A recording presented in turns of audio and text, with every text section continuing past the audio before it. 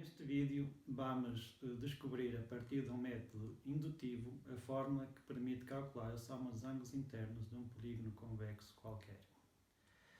Vamos aqui estudar a soma dos ângulos internos de um polígono convexo. Primeiro vamos relembrar o que é um polígono convexo. Por exemplo, temos aqui este pentágono porque é que ele é convexo. Ou seja, se eu prolongar os lados do pentágono, a reta que contém esses lados não pode dividir o pentágono em duas partes, uma numa parte da reta e outra parte do pentágono no outro lado da reta. Ou seja, a reta AB, se fizesse aqui a reta AB, o pentágono estava todo do lado de cima da reta AB. Se eu fizesse a reta BC, o pentágono estava sempre do lado esquerdo da reta BC. Se prolongasse o lado DC, o pentágono estava sempre da parte de baixo da reta DC e da reta ED, e do lado direito da reta EA. Não há nenhum lado que entre ao prolongar entre dentro do polígono e divide em dois, ou seja, ele é convexo. O mesmo se verifica em todos os outros polígonos que aqui estão desenhados. Vamos determinar então a soma dos ângulos internos dos polígonos.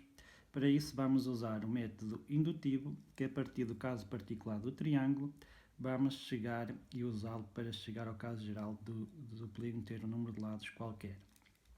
Então temos aqui o triângulo, em que os vértices internos, o triângulo ABC, um triângulo qualquer, que aqui já está desenhado, em que os ângulos internos, o ângulo interno do vértice A vou chamar A, no vértice B, B, e o ângulo interno no vértice C, C. Quero determinar a soma dos ângulos internos deste triângulo. Para isso, é sempre possível passar pelo vértice C uma reta paralela à reta AB. É o que eu vou começar por fazer. Traço aqui uma reta paralela à reta AB, a passar por C. De seguida, vou prolongar o lado BC e vou prolongar o lado AC. E então, agora vou usar as propriedades dos ângulos, ou seja, o ângulo C e este ângulo aqui de cima são verticalmente opostos, então são iguais. O ângulo aqui no vértice A, o ângulo A, vai ter os lados paralelos com este ângulo aqui de cima, ou seja, se prolongasse os ângulos, eles são ambos as retas têm os lados paralelos, são ambos agudos, então pela propriedade, os ângulos agudos, dois ângulos agudos com os lados paralelos são iguais. E o mesmo acontece ao ângulo B, e este ângulo aqui, deste lado, também tem os dois lados paralelos, são os dois agudos, e então são dois ângulos iguais. Então agora note que os três ângulos do triângulo, aqui em cima, todos juntos, formam um ângulo raso, ou seja, preenchem um ângulo raso. Então a soma dos ângulos internos de qualquer triângulo, como isto é sempre possível fazer, se der uma reta paralela ao lado AB a passar no vértice C, deduzimos aqui que a soma dos ângulos internos do triângulo, a soma dos ângulos internos, A mais B mais C, é 180 graus. Ou seja, a soma dos ângulos internos de um triângulo, que eu representei por SI, a soma do A mais o B mais o C, dá 180 graus. Vamos agora usar este conhecimento para, como eu disse, como era um método indutivo, vamos usar o conhecimento do triângulo para descobrirmos a soma das amplitudes dos quatro ângulos do quadrilátero. Então, o ângulo interno em A também vou chamar A, em B vou chamar B, em C vou chamar C e em D vou chamar D minúsculo. O que é que eu posso fazer? Posso dividir o quadrilátero em dois triângulos. São dois triângulos, são necessários dois triângulos e suficientes dois triângulos, este triângulo aqui e deste aqui, dois triângulos, em que os ângulos internos do triângulo 1 e os ângulos internos do triângulo 2 fazem os ângulos internos do quadrilátero, ou seja, o ângulo aqui em B vou chamar B1 e B2, e aqui em D vou dividir em D1 e em D2, ou seja, D1 mais D2 dá o ângulo interno D. Então a soma dos ângulos internos do quadrilátero, que é A mais B mais C mais D, vai ser igual a quanto? Como o ângulo A não está dividido, vou deixar o ângulo A, mas B está dividido em B1 e B2, posso substituir B por B1 mais B2. O ângulo C também está inteiro, não o divide. Mas o ângulo D, com esta construção, dividi em D1 mais D2. Então agora, como as somas são comutativas, posso organizar aqui a soma dos ângulos internos da forma que me der mais jeito. E então vou juntar o A, o B1 e o D2. A mais B1 mais D2. E vou juntar o B2, o C e o D1. B2 mais C mais D1. Então, estes são os ângulos internos do triângulo 1. E então, pelo ponto 1, sei que a soma dos ângulos internos do triângulo 1 é 180. E do triângulo 2 também é 180. Logo, a soma dos ângulos internos de um quadrilátero será 2 vezes 180, que dá 360. Que é o caso evidente do quadrilátero, do quadrado, que tem 4 ângulos de 90 graus. 4 vezes 90 dá 360. Mas em qualquer quadrilátero convexo, esta propriedade se verifica. Vamos ver que para um pentágono posso usar um raciocínio idêntico. Tenho aqui o ângulo interno A, B, C, D e E. Então, a partir do vértice B, vou dividir também o pentágono agora em dois triângulos, porque não dá dois triângulos não completam os ângulos internos do pentágono, mas três triângulos fazem exatamente, os ângulos internos de três triângulos fazem exatamente, são necessários suficientes para fazer exatamente os ângulos internos do pentágono. Neste vértice B, divido em três ângulos, B1, B2 e B3. C não divido, aqui o vértice D divido em D1 e D2. E o vértice E vou dividir em E1 e E2.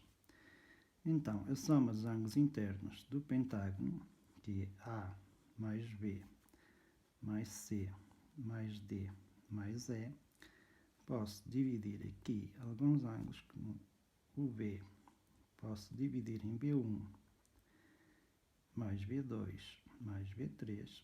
O C não está dividido. O D posso dividir em D1 mais D2. E o E também não está dividido. Está dividido, neste caso, em E1 mais E2. Não tinha me enganado, está dividido em E1 e E2. Então agora vou juntar, com uma soma comutativa, vou juntar os ângulos deste triângulo, deste segundo triângulo e deste terceiro triângulo. Então, trocando a ordem das parcelas e usando a propriedade associativa, junto o A, o B1 e o E2 fazem os ângulos internos do triângulo 1. Juntando o B2, o D2 e o E1 fazem os ângulos internos B2 mais D2 mais E1 fazem os ângulos internos do triângulo 2.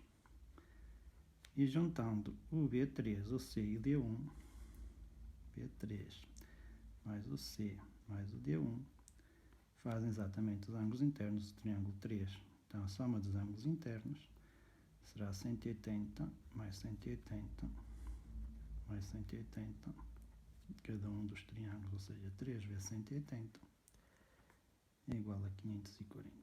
Ou seja, deduz aqui que a soma dos ângulos internos de um pentágono qualquer convexo é sempre 540, é sempre um valor fixo. O mesmo raciocínio se pode usar para um hexágono. Tem aqui o hexágono convexo, a partir do vértice B, unindo a F, a E e a D. Falta aqui escrever os ângulos internos, que eram A, aqui B, C, D, E e F. Pode-se os ângulos internos A, B, aqui não está bem, é C, D, E e F. Os ângulos internos do hexágono também podem ser obtidos a partir dos ângulos internos de 4 triângulos. 1, 2, 3, 4 triângulos. E então no ângulo, no vértice B, posso dividir em B1 do triângulo 1, em B2 do triângulo 2, em B3 do triângulo 3 e em B4 do triângulo 4. O ângulo D posso dividir em D1 do triângulo 4 e D2 do triângulo 3. O E posso dividir em E1 do triângulo 3 e E2 do triângulo 2. E o F em F1 do triângulo 2 e F2 do triângulo 1.